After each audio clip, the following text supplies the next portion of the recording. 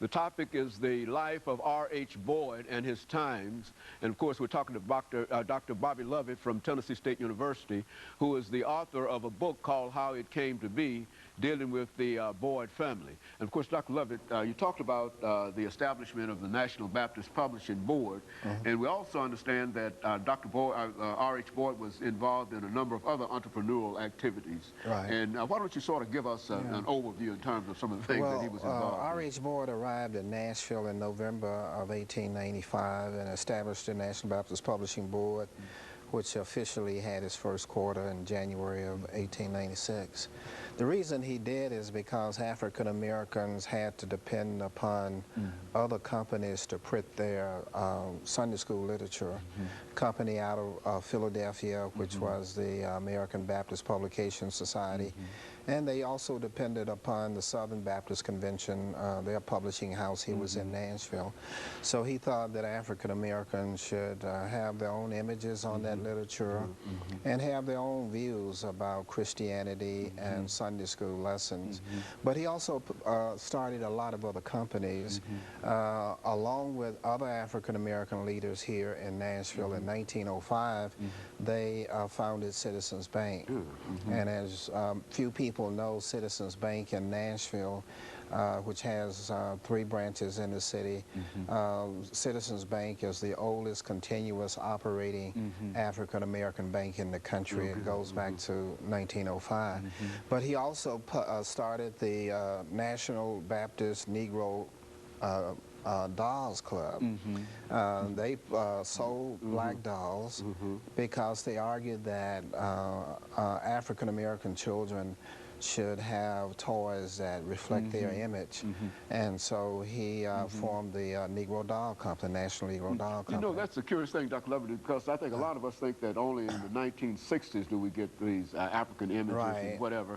But you're telling us R.H. Boyd and others were thinking at the turn of the 20th century. They had the National Negro Doll Company, which you can see pictures of in the Nashville Globe.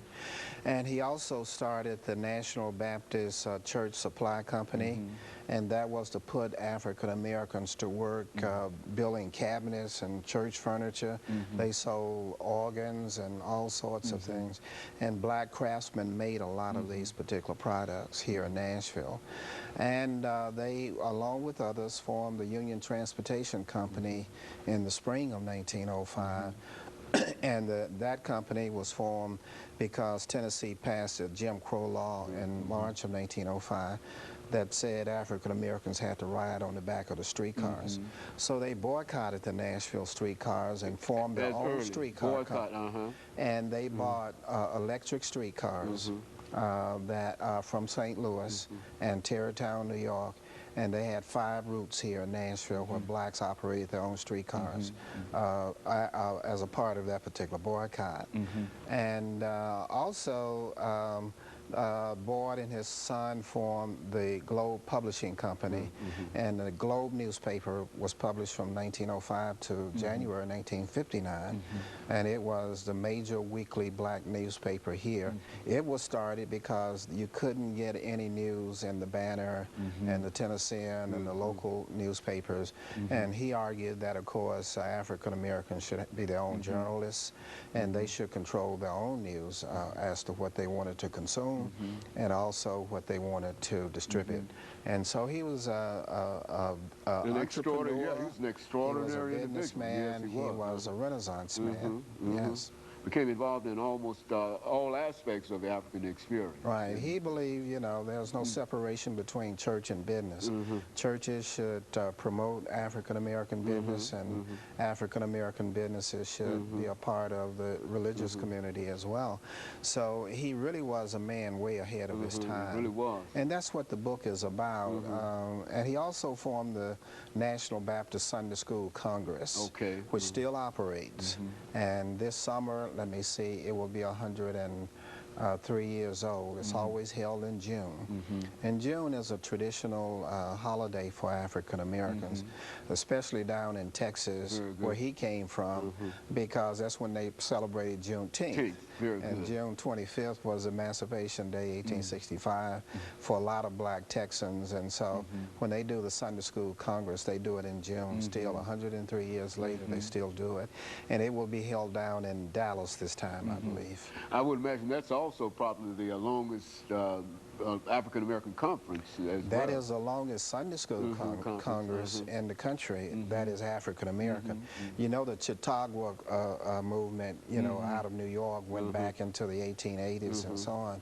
But this is the oldest one African-American around, and it's still one of the most viable of the Sunday School Congresses for blacks that's held today. Thousands and tens of thousands attend. And all of this was done at a period of really intense separation and segregation against the African. It was done in the height of Jim Crow, Jim Crow legal racial segregation.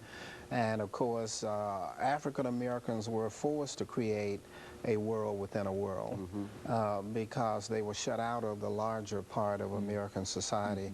So he was one of those leaders who said, well, you got to create your own businesses, you got to create your own streetcar company, you got to create your own newspaper company, your own bank, you know, you got to, you know, do it yourself. So he was a man about self-help and self-promotion, you know.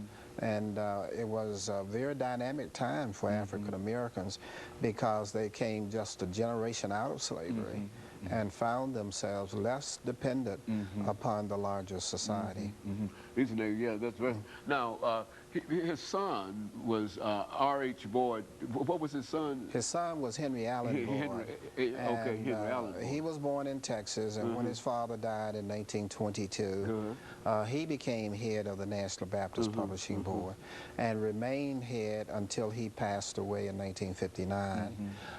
Then he was succeeded by his nephew, T.B. Boyd Jr., and when he died in 1979, his son took over, T.B. Boyd III, who is currently the CEO and president of the R.H. Boyd Publishing Company. And so this whole family, this is why you were concerned with the family, the Boyd family. Yeah, a family that ran this corporation and still does. Very good. And of course, Dr. Love, we're getting ready for this second commercial break, after which we'll come back. We'll have about 10 minutes, and that will allow you to sort of dissect the book in a real sense and tell people how they might be able to get a copy of this book, as well as some of the other books. I know that you mentioned the Civil Rights Movement in Tennessee, and I think we had an opportunity to interview you on with this that. show. And I think, from what I understand, that's a big seller. Yeah, that book is doing very well. Very good. I appreciate hearing that, too. And, of course, we'll be back with our audience following this very, very short commercial break.